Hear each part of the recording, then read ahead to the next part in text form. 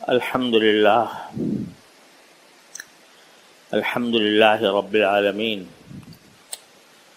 والصلاة والسلام على رسوله الكريم وعلى آله وأصحابه أجمعين وعلى كل من تبعهم بإحسان إلى يوم الدين. أما بعد، اللہ تبارک و تعالیٰ کے فضل و کرم سے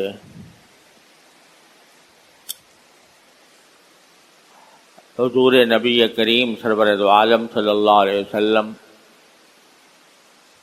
جو دین اور شریعت ہمارے لیے لے کر تشریف لائے، وہ ایک ایسا عظیم دین ہے اور ایسی عظیم شریعت ہے کہ ہماری دنیا اور آخرت دونوں کی صلاح و فلاح اور خوشحالی کے لیے اس سے بڑا کوئی اور نسخہ نہیں.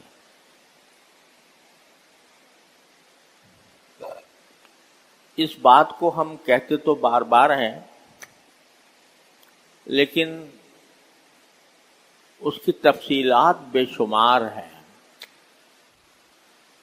جتنا ان کو تفصیل کے ساتھ بیان کیا جائے تو اس کے لیے وقت بھی بہت درکار ہے، اور اگر لکھنا پڑے تو بڑے بڑے دفتر تیار ہوں. ان میں سے آج میں آپ کو ایک ایسی بات عرض کرنا چاہتا ہوں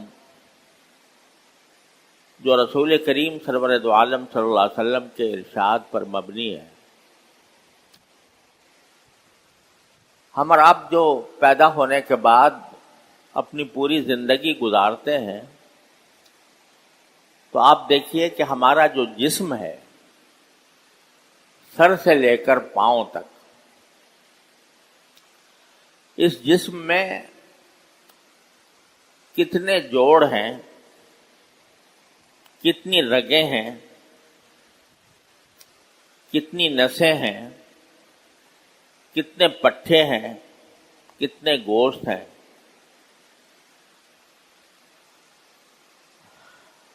انسان کے جسم میں جو رگیں ہیں، جن سے خون جگہ جگہ تک پہنچ رہا ہے، اس کے بارے میں تشریح الابدان کے ماہرین کا کہنا یہ ہے کہ ایک انسان کے جسم میں جتنی رگیں ہیں، اگر ان کو اس طرح جوڑ کر خط مستقیم پر سیدھے لکیر کے اوپر بنایا جائے تو وہ خط مستقیم دنیا کے گرد 3 چکر کاٹ سکتا ہے. یعنی دنیا کا جو محیط ہے وہ 24,800 میل 24,800 میل کی دنیا ہے. تو اگر ایک انسان کی رگوں کو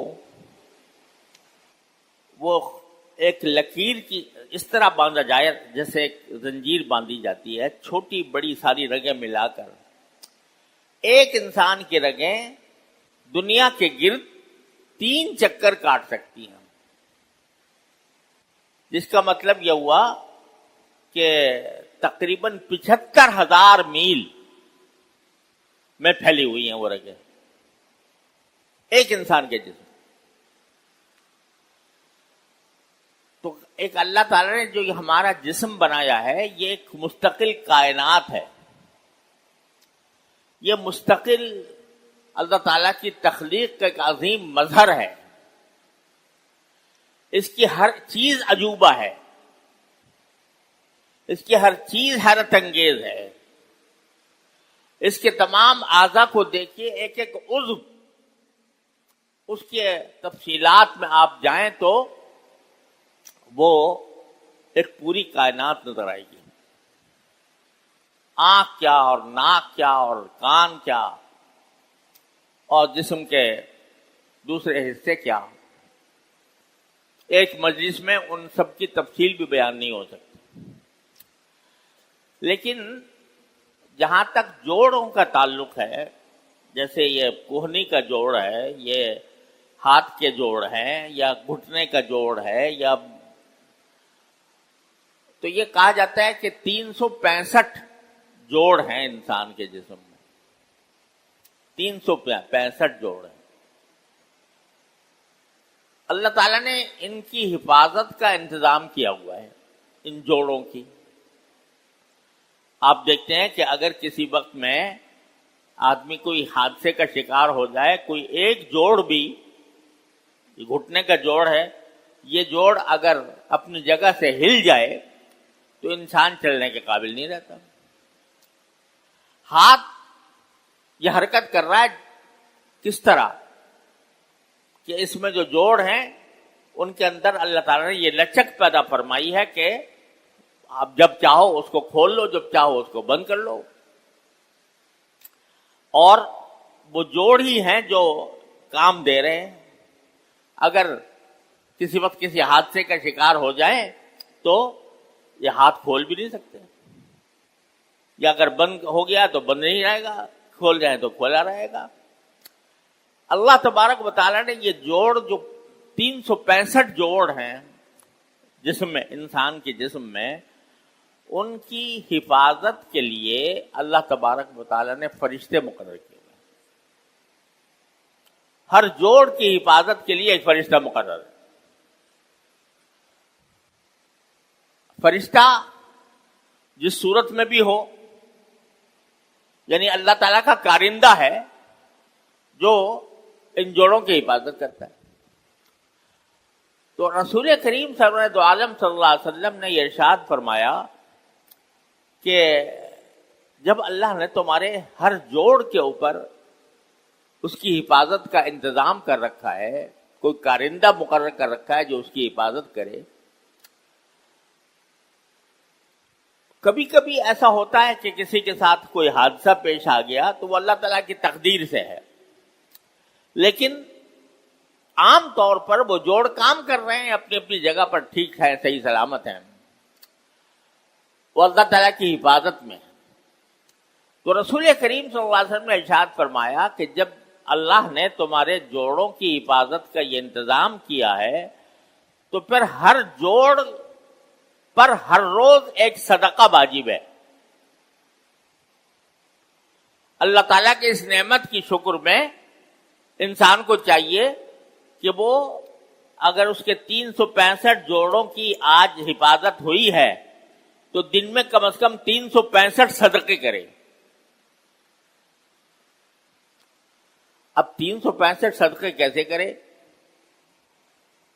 اب ہر آدمی جو ہے وہ اس کے پاس اتنی گنجائش نہیں ہوتی کہ وہ صدقہ کرے، اور صدقے بھی 365۔ تو اللہ تعالیٰ نے یہ آسانی پیدا فرما دی کہ صدقے کو آسان بنا دیا، اور یہ فرمایا کہ تم جو دنیا کے جو کام کرتے ہو، دنیا میں زندہ رہنے کے جو کام کرتے ہو اور اپنے گھر والوں کے ساتھ جو رہتے ہو، تو اس میں جو کام بھی تم اللہ تبارک و تعالیٰ کی رضا کے لیے کرو گے یا جس سے کسی دوسرے کو فائدہ پہنچے گا، وہ تمہارے لیے صدقہ لکھ دیا جائے گا۔ یہاں تک کہ حدیث میں فرمایا کہ تم اگر اپنی بیوی کے منہ میں ایک لقمہ داخل کرتے ہو تو یہ بھی تمہارے لیے صدقہ ہے۔ راستے میں اگر کوئی گندی چیز پڑی ہوئی ہے یا تکلیف دہ چیز پڑی ہوئی ہو، تم اس کو ہٹا دیتے ہو، یہ بھی صدقہ ہے۔ تم کسی انسان سے خوش خلقی کے ساتھ، خندہ پیشانی کے ساتھ مل لیتے ہو، یہ بھی صدقہ ہے۔ اگر تم کسی کو راستہ بتا دیتے ہو، اس کو راستہ نہیں مل رہا، اس کو راستہ بتا دیتے ہو، یہ بھی صدقہ ہے۔ ایک آدمی ہے کوئی کام کرنا چاہ رہا ہے، اس سے وہ کام ہو نہیں رہا، تم اس کے کام میں اس کی مدد کر دیتے ہو، یہ بھی صدقہ ہے۔ کوئی آدمی بوتل کھولنا چاہ رہا ہے اور اس سے کھل نہیں رہی، تم اس کی مدد کر کے اس کی بوتل کھول دیتے ہو، یہ بھی صدقہ ہے۔ غرض یہ کہ صدقے کی تفصیلات اور صدقے کی تعریف اور صدقے کی چیزیں اللہ تعالیٰ نے اتنی ساری کر دی ہیں کہ ان کو صدقہ کرنا آسان ہو گیا۔ پیسے خرچ کرنا ہی ضروری نہیں، پیسے خرچ کرنا بھی بے شک صدقہ ہے، اور آدمی کو چاہیے کہ ہر روز اگر تھوڑا بہت صدقہ کیا کرے، چاہے وہ 1 روپے کا کیوں نہ ہو، تو اس کے بھی بڑے فضائل ہیں۔ لیکن اللہ تبارک و تعالیٰ نے ہمیں ایسا دین دیا ہے کہ اس میں جو روز مرہ کے وہ کام جو ہم کرتے ہی ہیں، یا وہ کام جو ہمیں کرنے چاہیے، اپنی دنیا درست کرنے کے لیے بھی کرنے چاہیے، ان کو بھی اللہ نے صدقہ قرار دے دیا۔ اور یہ تمہارے 365 جوڑوں کی حفاظت کے لیے جو اللہ تعالیٰ نے جو انتظام فرمایا ہے، اس کے شکر کے طور پر یہ سب کام تمہارے صدقہ ہیں۔ اب اس میں بعض احکام تو ایسے ہیں جو نیت چاہتے ہیں، یعنی اس وقت ان کا ثواب ملے گا جب اس کو اللہ کی رضا کے لیے کیا جائے۔ اگر ویسے ہی کر لیا عادتاً تو اس سے کچھ ثواب نہیں ملتا۔ مثال کے طور پر آپ کسی کی مدد کر رہے ہو کسی بھی معاملے میں، تو یا عیادت کرنے گئے ہو کسی کی بیمار پرسی کرنے کے لیے گئے ہو، تو عیادت کا ثواب اس وقت ملے گا جب تم یہ عیادت اللہ کی رضامندی کے لیے کرو، یعنی دل میں یہ نیت ہو کہ ایک مسلمان کی عیادت کرنا یہ اس کے حقوق میں داخل ہے، اور اللہ تعالیٰ نے اس کو ہمارے ذمے سنت قرار دیا ہے۔ رسول کریم صلی اللہ علیہ وسلم عیادت فرمایا کرتے تھے، اور عیادت کریں گے تو عیادت کرنے یعنی بیمار پرسی کریں گے تو بیمار پرسی کرنے کا اجر و ثواب ہمیں ملے گا، اللہ تعالیٰ ہم سے راضی ہوں گے۔ اس نیت سے اگر تم بیمار پرسی کرنے جاؤ گے تو تمہیں اس کا اجر ملے گا، وہ صدقہ ہوگا تمہارے، اتنا اجر ملے گا۔ ایک حدیث میں آتا ہے کہ جب کوئی بندہ مسلمان کسی دوسرے مسلمان کی عیادت کرنے کے لیے جاتا ہے، بیمار پرسی کے لیے جاتا ہے، تو 70 جب تک وہ اس عیادت کا سفر کر رہا ہوتا ہے 70,000 فرشتے اس کے لیے رحمت کی دعا کرتے رہتے ہیں، اور جب تک وہ عیادت میں مشغول ہوتا ہے، بیمار پرسی میں مشغول ہوتا ہے، تو وہ ایسا ہوگا جیسے کہ جنت کے باغ میں گھوم رہا ہو۔ لیکن کب؟ جب کہ تم نے وہ عیادت یا بیمار پرسی اتباع سنت کی نیت سے کی ہو، کہ نبی کریم صلی اللہ علیہ وسلم کی سنت ہے، میں اس سنت کی اتباع میں یہ بیمار پرسی کر رہا ہوں، تو اس پر اس کو ثواب ملے گا۔ بہت سے ایسے کام ہیں، جیسے آپ روزی کمانے کے جو بھی طریقہ اختیار کر رہے ہو، تجارت، ملازمت، زراعت، کاشتکاری، یہ اگر اس نیت سے کرو کہ اللہ نے مجھ پر یہ ذمہ داری عائد کی ہے کہ میں اپنے بیوی بچوں کو کھلاؤں، میں اس لیے اللہ تبارک و تعالیٰ کے حکم کے تحت کر رہا ہوں، اللہ کو راضی کرنے کے لیے کر رہا ہوں، تو یہ تجارت بھی ثواب، زراعت بھی ثواب، ملازمت بھی ثواب، مزدوری بھی ثواب۔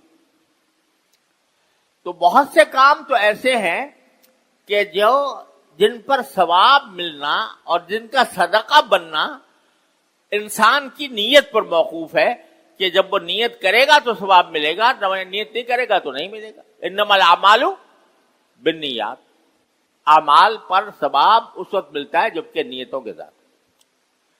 لیکن میرے مالک کی اور میرے خالق کی مہربانی کا ایک عظیم باب یہ ہے کہ بعض ایسے اعمال کے اوپر بھی اللہ تبارک و تعالی ثواب عطا فرما دیتے ہیں جس میں نیت بھی نہیں کی۔ وہ کیا ہے؟ وہ یہ ہے کہ آدمی کوئی ایسا عمل کرے چاہے کرتے وقت نیت نہ ہو جس سے خود بخود کسی کا فائدہ پہنچ جائے۔ اس کو کہتے ہیں اصطلاح میں تسبب کا ثواب۔ یہ نیت کا ثواب نہیں ہے بلکہ سبب بننے کا، کہ اگر آپ کسی انسان، کسی جانور، کسی حیوان کو فائدہ پہنچانے کا سبب بن گئے تو چاہے آپ نے نیت کی ہو یا نہ کی ہو، اس پر اجر و ثواب آپ کو مل جائے گا۔ اس کی مثال حدیث میں آتی ہے کہ رسول کریم سرورت عالم صلی اللہ علیہ وسلم نے ارشاد فرمایا کہ اگر کوئی شخص کوئی کھیتی اگائے یا پودا لگائے تو پودا لگانے کے بعد جب وہ پودا بڑا ہوگا، جب تک وہ پودا یا وہ درخت برقرار ہے اس سے جو مخلوق بھی فائدہ اٹھائے گی، چاہے وہ انسان ہو، چاہے کوئی جانور ہو، چاہے کوئی پرندہ ہو، چاہے کوئی درندہ ہو، وہ اس سے جو فائدہ اٹھائے گا، اس سے اگر کھائے گا تو درخت لگانے والے کو اس کا ثواب ملے گا۔ اب درخت جب لگا رہا تھا، کوئی پودا لگا رہا تھا، اس کے تو حاشیے خیال میں بھی نہیں تھا کہ اس میں پرندے آ کے کھائیں گے یا یہ درخت بنے گا، لوگ اس کے سائے میں آ کر بیٹھیں گے۔ اس کے حاشیے خیال میں بھی یہ بات نہیں تھی، نیت تھی ہی نہیں۔ وہ تو صرف اس لیے لگا رہا تھا کہ بھئی مجھے پودا اچھا لگتا ہے، چلو میں لگا لیتا ہوں۔ لیکن لگانے کے نتیجے میں ہوگا کیا کہ جس کسی مخلوق کو اس پودے سے فائدہ پہنچے گا، کوئی کھائے گا، کوئی انسان کھائے گا اس کا پھل، یا جانور کھائے گا اس کے پتے، یا پرندہ کھائے گا، ہر کھانے پر اس کے لیے ایک صدقے کا ثواب لکھ دیا گیا۔ یہ دیکھو میرے مالک کی فیاضی کہ نیت بھی نہیں کی تم نے، لیکن بغیر نیت کے ثواب مل رہا ہے، اس وجہ سے کہ تم دوسرے کی بھلائی کا سبب بن گئے۔ یہ بات اس لیے بھی آج مجھے اس کا بیان کرنے کی ضرورت اس لیے پیش آئی، اول تو یہ بات ہمارے دین کا حسن ہے کہ اللہ تعالیٰ نے ہمارے دنیا کے کاموں کو بھی ہمارے لیے صدقہ اور ہمارے لیے اجر و ثواب کا سبب بنا دیا ہے۔ لیکن آج کل اس لیے بھی خیال ہوا کہ آج ہر شخص کراچی میں کے باشندے جو ہیں وہ سخت گرمی کی شکایت میں کر رہے ہیں کہ بھائی بڑی سخت گرمی پڑ رہی ہے، ایسی سخت گرمی پہلے نہیں پڑی، اور کہا جاتا ہے کہ ریکارڈ ٹوٹ رہے ہیں گرمی کے، اور اس میں اللہ بچائے بہت سے لوگوں کی ہلاکت بھی ہوئی ہے، اللہ تعالیٰ ان کو شہادت کا درجہ دے۔ تو گرمی بڑی شدید ہے تو اللہ تبارک و تعالیٰ کی طرف سے، اور گرمی کے جہاں نقصانات ہیں وہاں فوائد بھی ہیں۔ اگر گرمی نہ ہو تو پتہ نہیں کتنے نقصانات میں انسان پھنس جائے۔ گرمی کی وجہ سے بہت سے جراثیم مرتے ہیں، بہت سے کیڑے مکوڑے جو انسان کے لیے نقصان دہ ہیں ان کا خاتمہ ہوتا ہے۔ گرمی کی وجہ سے بعض اوقات فصلیں پکتی ہیں، درختوں پر پھل آتے ہیں، گرمی کی وجہ سے بہت سے فوائد حاصل ہوتے ہیں، لیکن انسان کو اچھا نہیں لگ رہا تو وہ اپنی گرمی کی شکایت کرتا ہے کہ گرمی بہت زیادہ ہو رہی ہے. تو اس گرمی کو ازالہ کرنے کے لیے بھی ایک راستہ ہوتا ہے، پودے لگانا، شجر کاری، پودے لگانا. ہمارے کراچی میں کسی زمانے میں کراچی جو ہے وہ بہت سرسبز و شاداب ہوا کرتا تھا اور اس میں درخت ہوتے تھے. اب ہو یہ رہا ہے کہ لوگ درختوں کی جگہوں کو خرید کر اس پر پلازے بنا رہے ہیں، اس پر جو ہے نا وہ مکانات بنانے کا اور بیچنے کا سلسلہ شروع کر رہے ہیں. درختوں کو ختم کیا جا رہا ہے. تو یہ درختوں کو ختم کرنا یہ اپنے پاؤں کلاڑی مارنے کے مرادف ہے. ہونا یہ چاہیے کہ جتنے زیادہ درخت ہوں گے اتنی ہی انشاءاللہ اللہ تعالی کی طرف سے بارشیں ہوں گی. درخت اللہ تعالیٰ کی ایک ایسی نعمت ہے کہ اس کی وجہ سے ایک تو سایہ ملتا ہے اور خوشنمائی پیدا ہوتی ہے اور اس سے بعض اوقات پھل پھول بھی پیدا ہوتے ہیں اور ساتھ ساتھ وہ فضا کو خوشگوار بناتا ہے اور ساتھ ساتھ اس کا فائدہ یہ ہوتا ہے کہ اس سے جو فضا میں آکسیجن وغیرہ پیدا ہوتی ہے وہ گرمی کی شدت کو کم بھی کرتی. تو میں اس لیے اس کا ذکر، اس حدیث کا اس لیے ذکر کیا کہ آج کل ہم اگر یہ ایک مہم چلائے باقاعدہ کہ ہر انسان مناسب جگہ پر مناسب طریقے سے، اور اگر کوئی منصوبہ بندی ہو سکے تو زیادہ بہتر ہے. اصل میں کام تو حکومت کے کرنے کے ہوتے ہیں یہ، لیکن اپنے گھر میں بھی اگر تم کوئی پودا لگا رہے ہو، جو پودا لگاؤ گے اس سے جو فائدہ پہنچے گا کسی تمہاری زندگی میں یا مرنے کے بعد بھی صدقہ جاریہ ہوگا. اس کو جو کوئی پرندہ کھائے گا، جو کوئی جانور کھائے گا، جو کوئی اس کے سائے میں بیٹھے گا، جو اس کی فضا سے لطف اندوز ہوگا، اس کے خوشگوار ماحول سے لطف اٹھائے گا، اس سب کا ثواب پودا لگانے والے کے نام اعمال میں ہوگا. تو یہ بھی ہمارے دین کا ایک حصہ ہے. نبی کریم سرورد عالم صلی اللہ علیہ وسلم نے جہاں ہمیں دین جو عبادات سکھائے ہیں، وہاں عقائد سکھائے ہیں، وہاں ہمیں دنیا میں زندگی گزارنے کے سلیقے بھی سکھائے.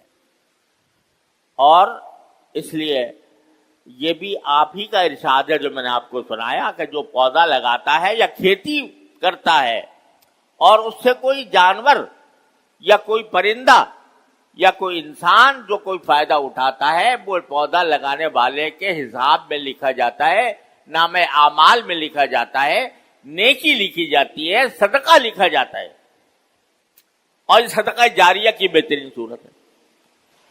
تو اس کی اہمیت بھی ہر انسان، ہر مسلمان کو سمجھنی چاہیے. اپنے گھروں میں، اپنے اپنے علاقے میں جہاں کہیں ہو سکے تو پودے لگانے کا اہتمام کیا جائے، تو اس سے انشاءاللہ ماحول بھی بہتر بنے گا اور اس کے ساتھ ساتھ انشاءاللہ اجر و ثواب کا بھی سبب بنے گا، صدقہ جاریہ ہوگا.